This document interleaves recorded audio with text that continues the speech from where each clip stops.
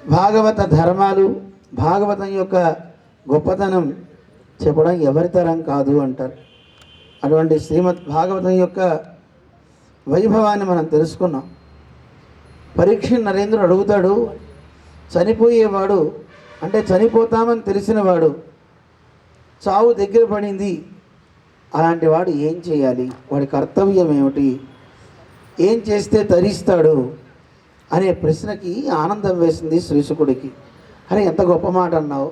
లోకంలో ఎవరైనా చనిపోతే వాడి మీద జాలి చూపిస్తాడు, అయ్యో పాపం పోయాడు అంటాడు తప్ప వీడు కూడా రేపు కాలగర్భంలో కలిసిపోతాడనే ఆలోచన వాడికి రాదు. ఎందుకు? వాడేదో శాశ్వతంగా ఇక్కడ ఉండిపోతాను అని అనుకుంటున్నాడే, వాడి గురించి ఎందుకు వాడికి ఆలోచన కలగట్లేదో అని బెంగపడుతుంటారనమాట. అందువల్ల లోకంలో ఏ మనిషి అయినా సరే ఈ శరీరం వదిలి వెళ్ళే లోపల నేనేం చేయాలి, చేయాల్సిన నా పని ఏమిటి అని తెలుసుకోగలిగితే వాడు కృతకృత్యుడైనట్టే. మనందరం కృతకృత్యులం కావాలి. కృతకృత్యులు అంటే చేయవలసింది చేసినవాడు. అలాంటి వాడు ఎవరికీ భయపడట. కృతకృత్య ప్రతీక్షంతే మృత్యుం ప్రియమివ అతిథిం అంటారు. చేయాల్సిన పని చేసినవాడు మృత్యువుకు కూడా భయపడ్డు. ఒక అతిథి ఇంటికి వస్తే ఎలా అయితే స్వాగత సత్కారాలు చేస్తాడో అలా మృత్యుదేవతకు కూడా చేస్తాడట. అంత గొప్పతనం ఉంది. ఏమిటి చేయాల్సిన పని? ఓ పరీక్ష హాల్కి మనం వెళ్తే చదువుకునే రోజుల్లో 2 గంటలో 3 గంటలో ఇస్తారు. సంవత్సరం చదువుకుంటే వాడి పరీక్ష 2 గంటలే. చూడండి, సంవత్సరం పాటు పరీక్ష చదివితే. అలాగే మనకు కూడా 1 నిమిషం చాలు, 1 సెకను చాలు. ఆ సెకను మనం చేయాల్సిన పని చేస్తే అయిపోతుంది. దానికి 100 ఏళ్ళ ఆయుష్ పెట్టాడు దేవుడు. ఏం చేయాలి మనం? ఆయన పాదాలు పట్టుకోవాలి. అవి పట్టుకోవడం రావట్లే. ఎంతమంది పట్టుకోగలరు? ఏముందండి అక్కడికి వెళ్ళి పట్టేసుకోవడమే కదా అనుకుంటామేమో. అంత మాత్రం కాదు. పరీక్ష 2 గంటలు రాయడం ఎంతసేపు అండి అని ఎవరిని అంటారా? సంవత్సరం చదివితే అడిగి ఆ పరీక్ష హాల్లో అది గుర్తుండట్ల. అలాగే భగవంతుడి గురించి కొంత మనం అభ్యసిస్తే, ఆయన గురించి తెలుసుకుంటే మనం చేయాల్సిన మనం ఒక్క నిమిషం ఏం అక్కర్లే. అన్నిటినీ వదిలిపెట్టి ఆయన పట్టుకోవడం ఇదే కష్టం. అన్నిటినీ వదిలిపెడదామన్నా అవి మన్ని గట్టిగా పట్టుకుంటున్నాయి కదా. మనం వదిలినా అవి వదలటల్లామని. వాటికి విషయాలు అని పేరు పెట్టారు. శబ్ద స్పర్శ రూపరస గంధాలు ఇవి మనని పట్టి పీడిస్తూ ఉంటాయి. మన ఇంకా ఇంకా ఈ సంసారంలో ముంచేస్తూ ఉంటాయి. ఈ ఇంద్రియాలు మన అసలు వదలవండి. అందువల్ల ఈ ఇంద్రియ లోలత్వం మనిషికి ఉన్నంతకాలం వాడు ఉత్తమ గతిని పొందలేడు. ఈ విషయ లోలత్వం ఉన్నంత వరకు వాడికి పరమాత్మ కనపడడు. విచిత్రం ఏంటంటే దేవుడు అంతటా ఉన్నాడంటారు. ఇదే చెప్తాడు ఆయన. అసలు ఎందుకండి ఎంత గొప్ప సాధన చేయొచ్చు. మనిషి ఉత్తమగతి పొందాలి అంటే వాడు చేయాల్సిన పనులు కొన్ని ఉన్నాయి. వాడు ఎప్పుడైనా సరే వాడు ఆయుష్ ఎంతకాలం అనేది వాడు తెలుసుకుని, అంటే ఎంతకాలం ఉంటామో మనకు అవసరం కాదు, చేయాల్సిన పని ఏమిటో తెలుసుకోవాలి. అది చేస్తే వాడు తరిస్తాడు. కానీ వాడు ఆలోచించట్లేదే. అలాంటి వాడు చేయాల్సిన పని ఏమిటి? మోక్షగామి కావాలి అనుకున్నవాడు హరిచింతన చేయాలి, ఆ పరమాత్మను ఉపాసించాలి. ఉపాసన పద్ధతులు 2 చెప్తాడు. వాడు వెళ్ళే మార్గాలు కూడా 2 చెప్తాడు. సద్యోముక్తి క్రమముక్తి అని 2 చెప్తాడు శ్రీశుకుల వారు. సద్యోముక్తి అంటే వెంటనే ముక్తి కలగాలి అంటే ఏం చేయాలి? ఈ ప్రాణాలన్నింటినీ కూడా తన కంట్రోల్లో పెట్టుకోవాలి, శ్వాసని బంధించాలి. దానికంటే ముందుగా ఈ వీరాసనం ఒక ఆసనం వేస్తారు. ఈ తన ఆసనంతో ఈ ముందున్నటువంటి భాగాన్ని కిందకి అణిచిపెట్టి మూలాధారాన్ని అణిచిపెట్టి అక్కడి నుంచి మూలాధారం నుంచి స్వాధిష్టానం, అక్కడి నుంచి మణిపూరకం, అనాహతం, ఆజ్ఞాచక్రం, సహస్రానం దాకా వాడు గాలిని బంధిస్తూ పైకి పోతాడు.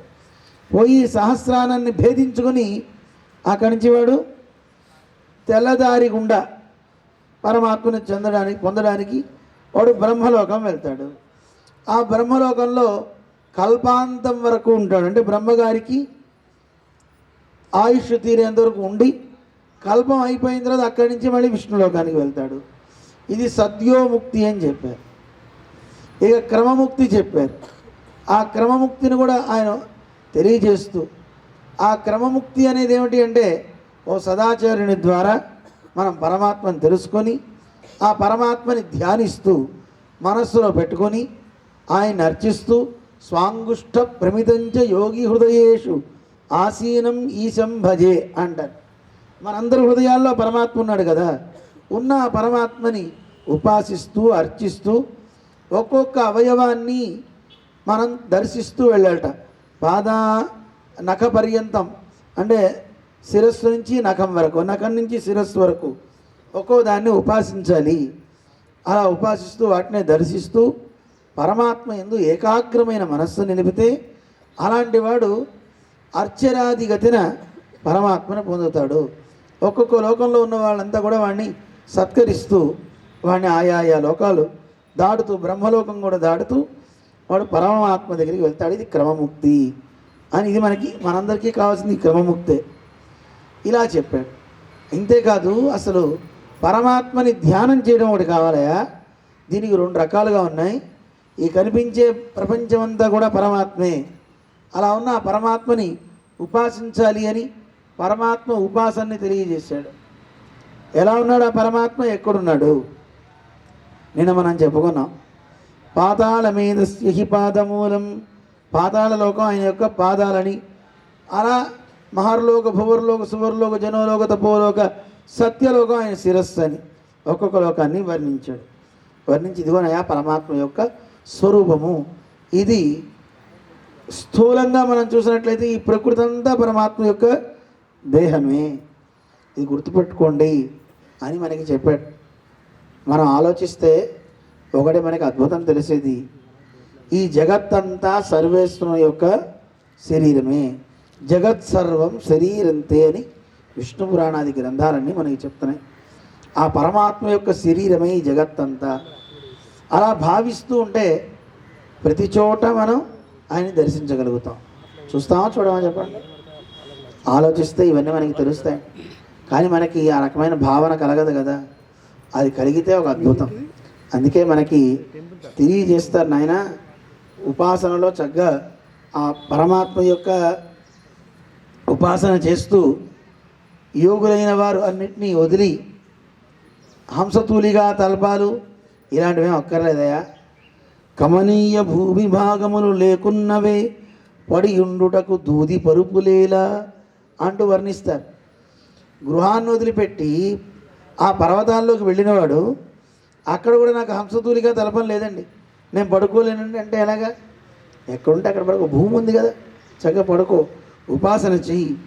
అలాగే నీకు భోజన పాత్రలు ఏమక్కర్లేదా, భగవంతుడు 2 చేతులు ఇచ్చాడు. ఈ 2 చేతులనే చక్కగా వాడుకో. ఎవరికి? ఇది యోగికి. ఎవడైతే యోగి అయి అన్నిటినీ వదిలి దేవుడి దగ్గరికి వెళ్ళాలి అని ప్రయత్నిస్తూ ఉంటాడో అలాంటి వాడికి భోజన పాత్రలు ఎందుకండి? అలాగే వాడికి కట్టుకోవడానికి వస్త్రాలు ఎందుకు? దిగంబరుడు అంటారు కదా, దిక్కులే అంబరంగా కలిగిన వాడు. అలాంటి వాడికి వేరే వస్త్రాలు కావాలి, పట్టు వస్త్రాలు ఇలాంటివి ఏం అవసరం లేదయా. చక్కగా నువ్వు వెళ్ళు. కొండ గుహలు ఉన్నాయి కదా, నీకు భవంతులు ఎందుకయ్యా అవసరం? నీకు ముక్తి కావాలి అనుకుంటూ కంఫర్ట్స్ ఎందుకు చూసుకుంటావు? ఇక ఆ సుఖాలకి మరిగితే మళ్ళీ భగవంతుడి దగ్గరికి రాలేం. అందుకని నీ ముక్తి కావాలని అన్నీ వదిలి నువ్వు వెళ్ళావా, అక్కడ ఉన్నటువంటి వాటిని నువ్వు చక్కగా ఆస్వాదించు. ఎప్పుడు ఆ చక్రి చింతన చెయ్యి. ఆ పరమాత్మ యొక్క చింతన చేయకుండా ఉండే కాలం అంతా కూడా వ్యర్థమే, మన ఆయుష్ అంతా పోతూ ఉంటుందట. వాసుదేవ శ్లోక వార్త లాలింపుచు కాలమే పుంజుండు గడుపుచుండు. ఎవరైతే నిరంతరం వాసుదేవా అని ఆయన పరమాత్మ యొక్క కథలని వింటూ కాలాన్ని గడుపుతూ ఉంటాడో అతని ఆయువు దక్క అన్యులాయువు ఉదయాస్తమయముల ఉగ్రగరుండు వంచించి కొనుపోవుడు. వంచించి కొనిపోవు. సూర్యుడు ఏం చేస్తాడు? రోజు ఉదయం అవగానే సాయంత్రం అవగానే మన ఆయుష్ ఆయన తీసుకెళ్ళిపోతుంటాడు. మరి ఎందుకురా నాయన? వాసుదేవుని కథలు వినేవాడు ఆయుష్ జోలికి రారట ఎవరు. ఎందుకు? వాడు పోతాడు, ఎవరైనా పోతాం. కానీ పోయే స్థానం గొప్ప స్థానం అవ్వాలి. అలాంటి మంచి స్థానానికి మనం వెళ్ళేలాగా మనం చేస్తున్నాయని ఆ పరమాత్మ యొక్క ఉపాసన చేయి, ఆయన్ని చక్కగా తెలుసుకో అని మనకి తెలియజేస్తాడు. ఎన్నో విషయాలు చెప్తాడు శ్రీశుకుడు పరీక్ష నరేంద్రుడికి. మొట్టమొదట సాధకుడు ఎవడైనా సరే వాడు చేయాల్సిన పని ఏమిటంటే జితశ్వాస, శ్వాసని గెలవాలి.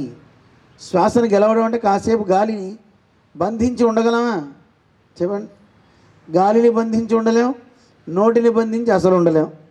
పక్కవాడితో మాట్లాడుతూనే ఉంటాం, ఏదో ఒకటి నోట్లో వేస్తూనే ఉంటాం. అందుకని జితశ్వాస చెప్పారు. జితాసన, ఆసనాన్ని కూడా జయించాలి. అంటే ఒకసారి కూర్చున్నాడంటే ఆ ఆసనంలో ఎంతసేపు అయినా ఉండగలగాలి, దాన్ని కూడా చెప్పారు. జితాసన జితశ్వాస అంటూ వాడు చేయాల్సిన పద్ధతులన్నీ చెప్పుకుంటూ వచ్చారు. చెప్పుకుంటూ వచ్చి ఇంకా అతనికి ఉండే ఎన్నో సందేహాలన్నింటినీ తీరుస్తూ చతుర్ముఖ బ్రహ్మ ద్వారా ఈ సృష్టి అంతా జరిగింది. అంటే మొట్టమొదట భగవానుడు తాను ఒక సృష్టి చేశాడు. ఆ సృష్టి చేసిన తర్వాత చతుర్ముఖ బ్రహ్మని సృజించి ఆయన ద్వారా మళ్ళీ సృష్టి చేయించాడు. ఆయన విరాట్ రూపంతో పరమాత్మ ఒక 1000 సంవత్సరాలు ఆయన ఉన్నాడు అండంలో. ఆయన శరీరం అంతా ఒక్కొక్కరు ఒక్కొక్క దేవత అధిష్ఠించి ఉంది అంటూ ఆ విరాట్ రూపం యొక్క వర్ణన మొత్తం చేస్తాడు. ఆ తర్వాత భాగవతం అనేది ఈ పురాణం మహాపురాణం అంటారు. మామూలు పురాణానికి మహాపురాణానికి కొంత తేడా ఉంది. మామూలు పురాణం అయితే సర్గశ్చ ప్రతిసర్గశ్చ వంశో మన్వంతరాణిచ అంటూ మనకి ఒక 5 విషయాలు చెప్తాయి. సర్గము అంటే పరమాత్మ చేసే సృష్టి, ప్రతిసర్గము అంటే బ్రహ్మగారు చేసే సృష్టి, వంశము అంటే సూర్యవంశాలు చంద్రవంశాలు, మన్వంతరము అంటే మనువుల కథలు, అంటే ఒక్కొక్క మనువు ఎంతెంత కాలం పరిపాలిస్తాడు అని మనకి వివరణ ఇస్తూ ఉంటారు. వాళ్ళు చేసే కాలం ఏదైతే ఉందో 14 మంది మనువులు ఉన్నారు. ఈ 14 మనువులు కాలం అవుతూ ఉండాలన్నమాట. ఏ మనువు స్వయంభవ స్వారోచిష రైవత అంటూ వాళ్ళందరి మనువుల పేర్లు ఇస్తారనమాట. ఆ మనువులందరూ ఎలా పరిపాలన చేస్తారు, ఏం చేస్తారు, వాళ్ళ కాలంలో ఉన్న చరిత్ర ఏమిటి అవన్నీ చెప్తారనమాట. అలాగే ఈశాను కథ, పరమాత్మ యొక్క కథ, వీటితో పురాణం అయిపోతుంది అన్నమాట మామూలు పురాణాలు. కానీ మహాపురాణానికి లక్షణాలు 10 ఉంటాయిటండి. 10 ఉండాలి అని ఆ 10 లక్షణాలని చెప్తారు ద్వితీయ స్కంధంలో. మనం ఏమేంటివి? అత్ర సర్గో విసర్గశ్చ స్థానం పోషణమూతయ మన్వంతర ఈశాను కథ నిరోధో ముక్తిరాశ్రయ అని 8-10 లక్షణాలు మహాపురాణానికి ఉంటాయి. సర్గము, విసర్గము, స్థానము, పోషణం, ఊతయ అంటే ఊతులు, మన్వంతర, ఈశాను కథ, నిరోధము, ముక్తి, ఆశ్రయం, మొత్తం 10. దీంట్లో ఒక్కొక్కటి ఏంటి అంటే సర్గము అంటే పరమాత్మ పంచభూతాలని, జ్ఞానేంద్రియాలని, కర్మేంద్రియాలని, మనస్సుని సృజిస్తాడు. ఆ సృజించి ఆయన చేసేదాన్ని సమష్టి సృష్టి అంటారు. ఆయన మళ్ళీ బ్రహ్మగారిని సృజిస్తాడు. బ్రహ్మగారి ద్వారా సృష్టి జరుగుతుంది, దాని పేరు విసర్గము అంటారు. దాన్ని వ్యష్టి సృష్టి అని కూడా అంటారు. బాగా అర్థమవుతుందా? మొట్టమొదట పరమాత్మ చేసేటువంటి సృష్టికి పేరు సర్గము అంటారు. భూత సర్గం, పంచభూతాలను వీటన్ని సృజిస్తాడు, దాని సర్గం. విసర్గము అంటే చతుర్ముఖ బ్రహ్మ ద్వారా సృష్టి చేయిస్తాడు. పరమాత్మ చేసే సృష్టికి పేరు సమష్టి సృష్టి, బ్రహ్మగారు చేసే సృష్టికి పేరు వ్యష్టి సృష్టి అని పేరు. అలా బ్రహ్మ ద్వారా సృష్టి అంతా చేయిస్తున్నాడు. మరి సృష్టి చేసిన తర్వాత అవి వాటి హద్దుల్లో ఉండాలి కదా, ఆ హద్దుల్లో ఉండేలా చేస్తాడు కనుక దాన్ని స్థానము అన్నారు. మూడో దానికి పేరు.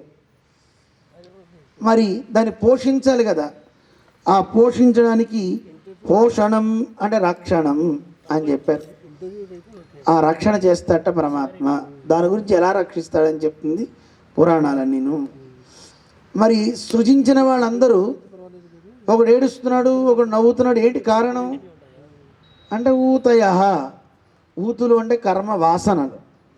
మనం చేసుకున్న కర్మ ఏదైతే ఉందో ఆ కర్మ మనని నడిపిస్తూ ఉంటుంది. ఒకడు ఎప్పుడు బాధలు పడుతూనే ఉంటాడు, ఒకడు ఆనందపడుతూనే ఉంటాడు, మళ్ళీ ఒకడు దుఃఖిస్తూ ఉంటాడు. ఇలాంటివి ఎందుకు జరుగుతున్నాయంటే కర్మ. వాడు చేసుకున్న మహత్ కర్మ ఎంత ఉందో ఆ కర్మ తొలగాలంటే ఏమిటో కూడా ఉపాయం చెప్పాడు. అలాంటి కర్మలు ఉన్నవాడు కూడా పరమాత్మని ఆశ్రయిస్తే అవన్నీ తొలగిపోతాయండి. ఎటుపోతాయో తెలియదు, వానో మరి కడలో అంటారు ఆళ్ళవారు. అరణ్యాల్లోకి పోతాయా, సముద్రాల్లోకి పోతాయా మనకెందుకు, అవి పోతాయి అంతే. ఆయన ఆశ్రయిస్తే చాలు. కానీ అలా ఆశ్రయించడానికి కూడా వీలు కాకుండా అడ్డుతూ ఉంటుంది. వాటికి పేరు కర్మ వాసనలు అన్నారు. వాటిని ఊతులు అని పిలిచారు. మరి ఇక్కడతో కొన్ని అయినాయి. ఏం చెప్పాను? సర్గము, విసర్గము, స్థానము, పోషణము, ఊతయ, ఇంకా 5 ఉన్నాయి. ఇంకోటి మన్వంతర కథలు. ఏ మనువు ఎంతకాలం పరిపాలించాడు, ఆ మనువు ఉన్న కాలంలో ఏం జరిగింది అనే చెప్పేయండి కథలని మన్వంతర కథలు అంటారు. ఆ మనువుల కథలయ్యాక ఈశాను కథ. ఈశా అంటే నియమించేవాడు పరమాత్మ. ఆ పరమాత్మ యొక్క కథలన్నీ చెప్తారు. అదే దశమస్కంధం. అందువల్ల ఆ కథలు కూడా రావాలి, పరమాత్మ వైభవాన్ని చెప్పే కథలు.